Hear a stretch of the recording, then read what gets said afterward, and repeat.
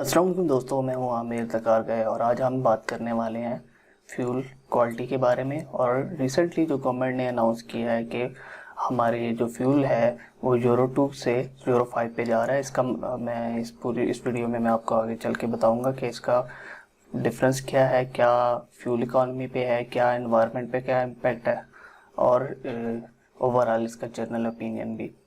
Basically अभी just as per news just PSO के pumps पे ये यूरो 5 फ्यूल मिलेगा। बाकी भी एवेंचुअली जाके अडॉप्ट करेंगे। ये बोथ है petrol plus diesel as well. पहले बात करते हैं कि ये यूरो स्टैंडर्ड होता क्या है और ये स्टार्ट कहाँ से हुआ और कब हुआ। बेसिकली यूरो स्टैंडर्ड जो फ्यूल के होते हैं वो एमिशंस पे होते हैं कि एक फ्यूल है वो किस क्वालिटी से बर्न होता है, कार्बन डाइऑक्साइड कितनी प्रोड्यूस करता है, नाइट्रोजन और डिफरेंट प्रोड्यूस करता है और उसकी फ्यूल क्वालिटी क्या है। तो यूरो 1 जो था वो 1992 में आया था for passenger car as well as light trucks वगैरह के लिए। और उसके बाद जो यूरो 2 है वो 1996 में आया और सिंस 1996 के जो यूरो 2 का स्टैंडर्ड है वो अभी तक पाकिस्तान में वही चल रहा है। उसके बाद यूरो 3 2000 में आया था, यूरो 4 2005 में आया था और यूरो 5 जो है 2009 में जो है वो लॉन्च किया गया था।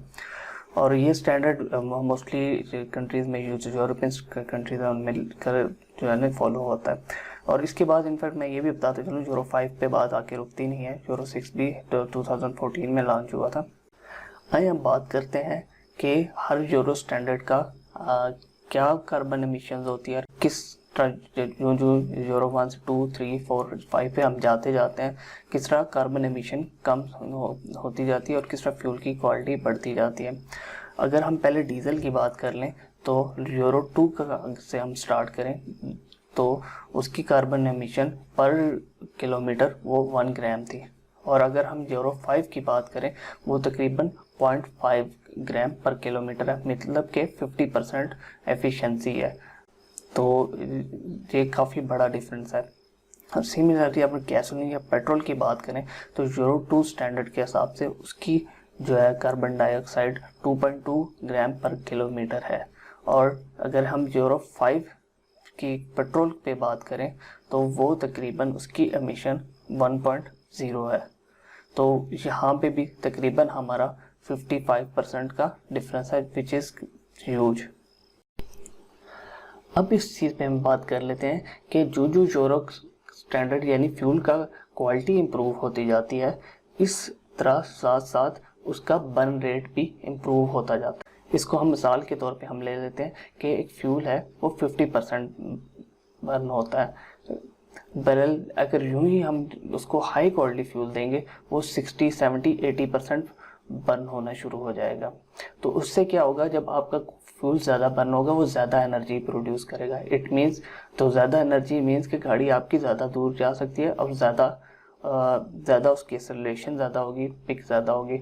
अभी मैं पाक व्हील का ब्लॉग देख रहा था और उस पर भी बहुत सारे लोगों ने कमेंट किया हुआ था कि they have notice significant improvement in fuel averages और इनफैक्ट पिक गाड़ी की पिक में भी काफ़ी इम्प्रूवमेंट आई है। उसकी बेसिकली यही वजह है कि आपका कंबस्शन का प्रोसेस इम्प्रूव हो जाता है क्योंकि फ्यूल की क्वालिटी अच्छी हो गई है।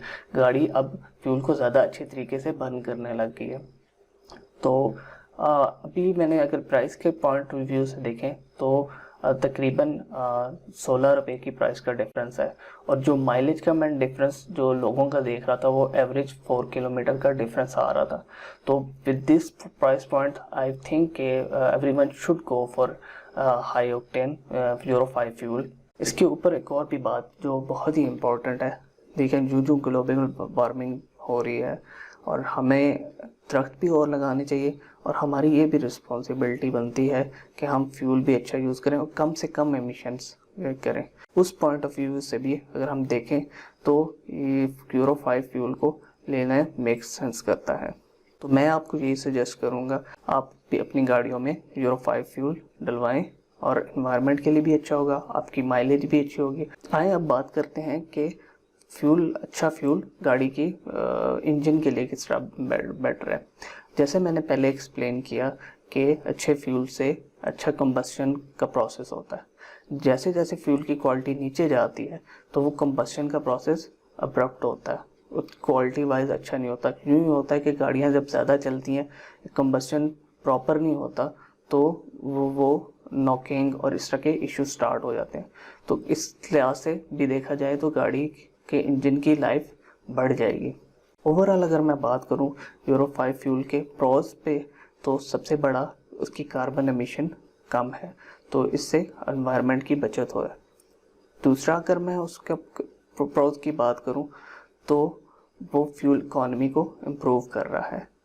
तीसरी मैं अगर उस पर बात करूं तो वो इंजन की लाइफ को इम्प्रूव कर रहा है।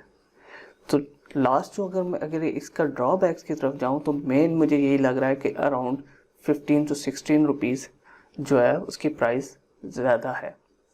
तो ओवरऑल अगर इसको मैं दोनों को प्रोज एंड कॉज को सम अप करके देखूं तो मेरे ख्याल से यूरो 5 फ्यूल एक बेटर चॉइस है आपके एनवायरनमेंट के लिए, आपकी गाड़ी के लिए और आपकी फ्यूल इकोनॉमी के लिए। तो दोस्तों ये थी आज की वीडियो, उम्मीद है आपको पसंद आई होगी। नेक्स्ट वीडियो तक के लिए अल्लाह हाफिज़।